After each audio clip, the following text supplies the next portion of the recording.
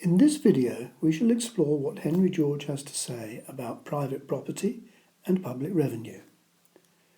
We begin, however, by considering how he reconciles a scientific approach to the production and distribution of wealth with his recognition of the importance of the world of spirit. In particular, the reality that the origin of the physical universe, of which the physical body of every man is but a part, is, for man, a mystery. As men and women seek to answer this mystery, they are obliged to use their own human instrument, that is, their body, mind, and spirit. This includes all the things that enable them to perceive, to think, to feel, to evaluate, to decide, to plan, to act, to be creative, and to make things. George notes how all these human abilities are underpinned by something that we call consciousness, without which no person can perceive, think, feel, or do anything. Direct observation and scientific analysis of natural phenomenon, together with studies of the writings of some of the great master teachers of mankind, persuaded George that the basis of this consciousness, of his own existence, that is, the certainty of self, that I am, must be the same for everyone. Further, that this basis must be ever present and underpin the existence of all creation. His studies revealed how this basis, or self, is known by different names according to different traditions, and that in the Christian tradition in which he was raised, it was referred to by the word God. In his book, The Science of Political Economy, George shows how the ultimate cause of everything that an individual person consciously makes or does in the physical world may be traced to activity in the subtle or causal world of spirit. He shows how this is where we first desire and will it before we do or make it. He notes further how the level of satisfaction arising from the action will depend upon the level of knowledge that features in the desire, will, and execution of the will. He then reasons how the ultimate cause-effect relationships that are evident in the natural world may be seen to express the will of an all-maker, or God, and how this explains how a truly scientific approach to economic phenomena, that is, one that takes all aspects of human nature into account, may be reconciled with the fundamental tenet of the world's major religions. He concludes his section on natural law with these words: to such recognition of will or spirit, reason, as it searches from effect to cause, must come before it can rest content. Beyond this, it cannot go. Why is it that some things always coexist with other things, and that some things will always follow other things? The Mohammedan will answer, it is the will of God. The man of our Western civilization will answer, it is a law of nature. The phrase is different, but the answer one.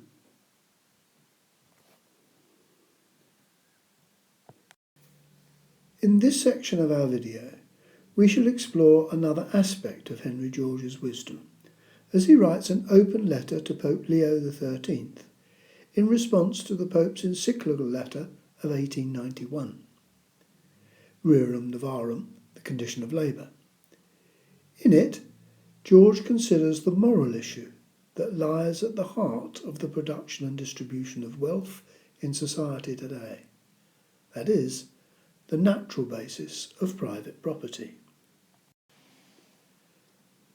To Pope Leo XIII, Your Holiness, I have read with care your encyclical letter on the condition of labour, addressed through the patriarchs, primates, archbishops and bishops of your faith to the Christian world. Since its most striking pronounced condemnations are directed against a theory which we who hold it know to be deserving of your support, I ask permission to lay before your Holiness the grounds of our belief, and to set forth some considerations that you have unfortunately overlooked. The momentous seriousness of the facts you refer to, the poverty, suffering, and seething discontent that pervade the Christian world, the danger that passion may lead ignorance in a blind struggle against social conditions, rapidly becoming intolerable, are my justification.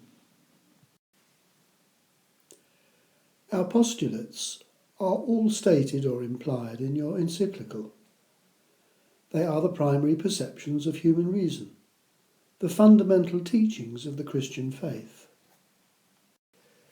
We hold that this world is the creation of God.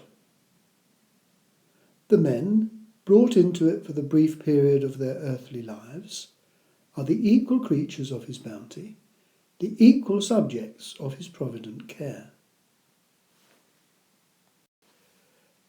By his constitution, man is beset by physical wants, on the satisfaction of which depends not only the maintenance of his physical life, but also the development of his intellectual and spiritual life.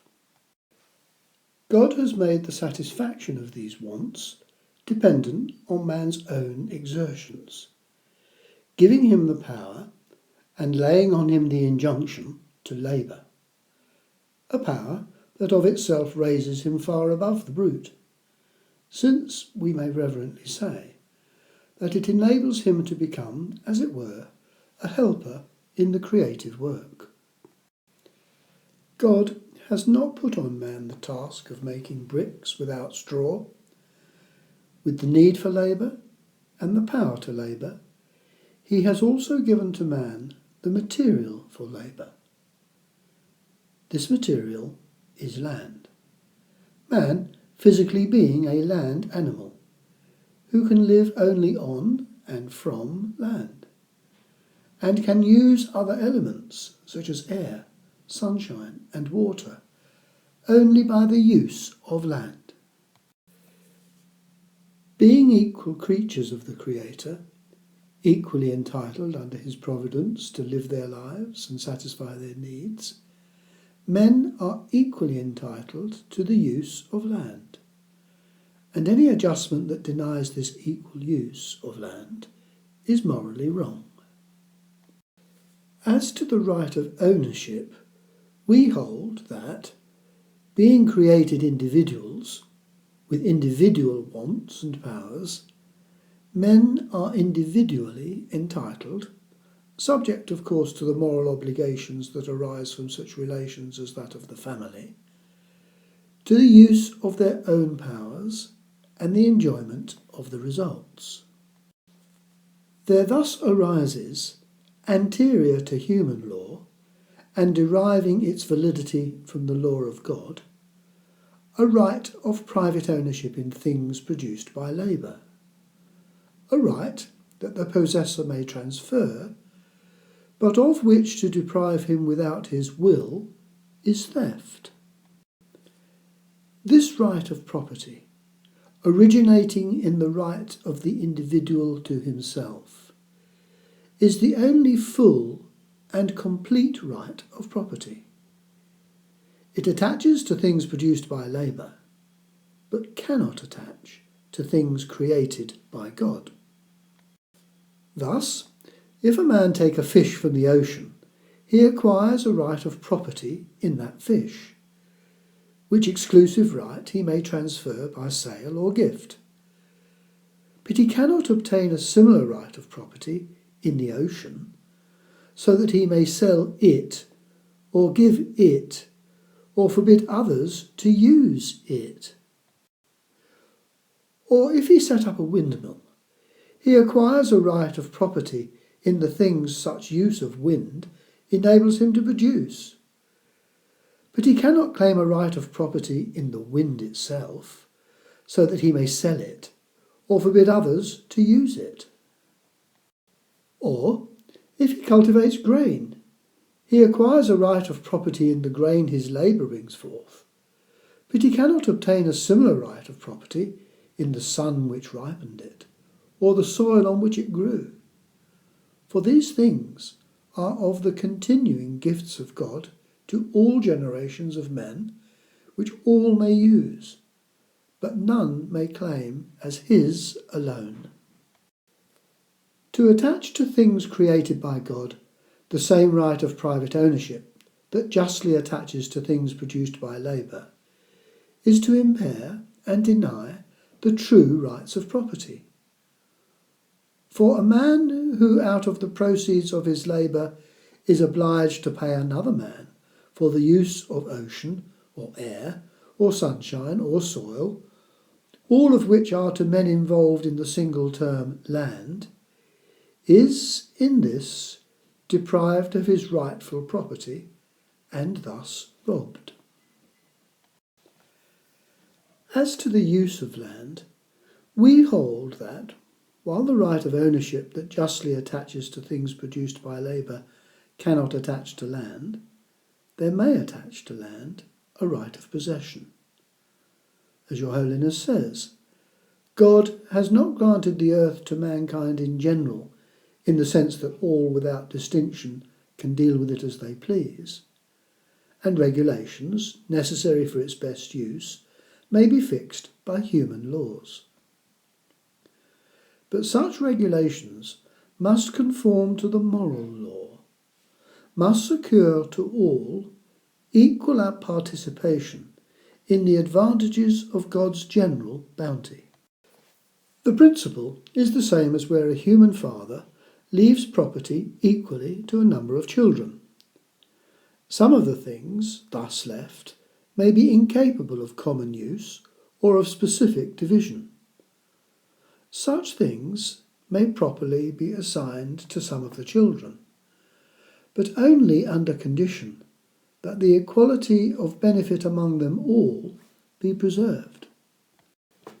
In the rudest social state, while industry consists in hunting, fishing, and gathering the spontaneous fruits of the earth, private possession of land is not necessary.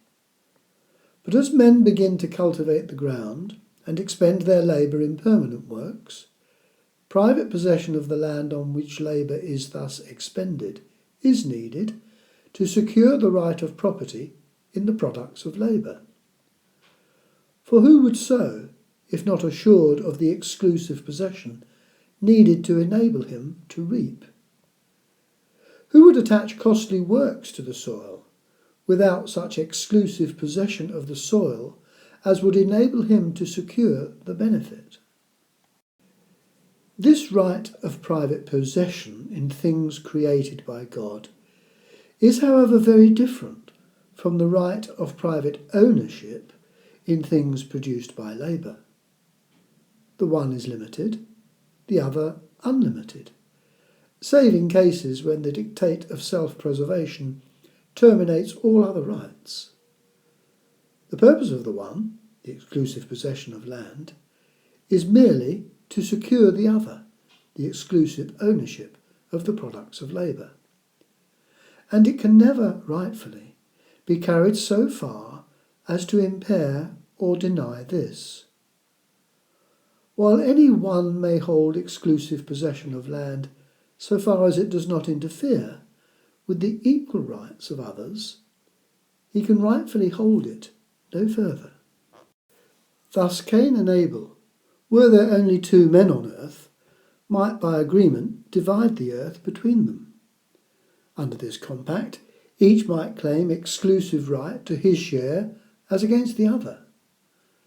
But neither could rightfully continue such claim against the next man born.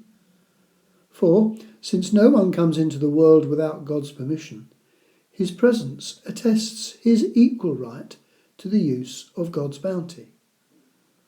For them to refuse him any use of the earth, which they had divided between them, would therefore be for them to commit murder. And for them to refuse him any use of the earth, unless by labouring for them, or by giving them part of the products of his labour he bought it of them, would be for them to commit theft. God's laws do not change, though their applications may alter with altering conditions. The same principles of right and wrong that hold when men are few and industry is rude, also hold among teeming populations and complex industries.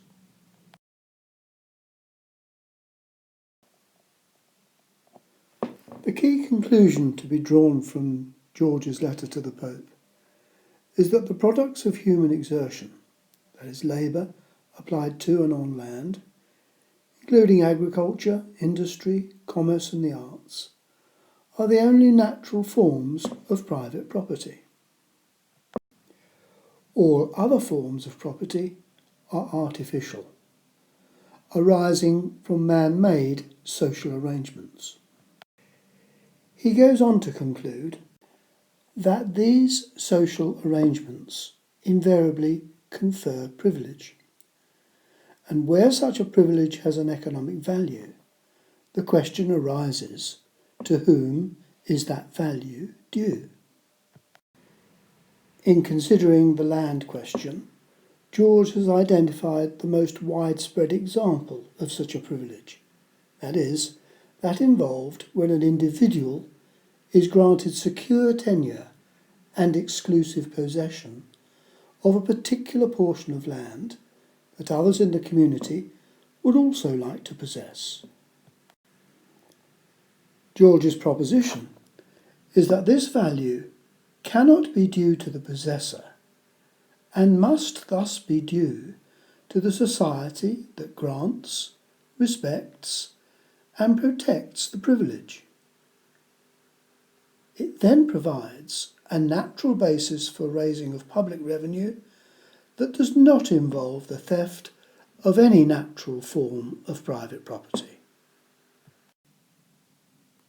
Unlike taxes that are levied on labour and the products of labour, that do involve the theft of private property.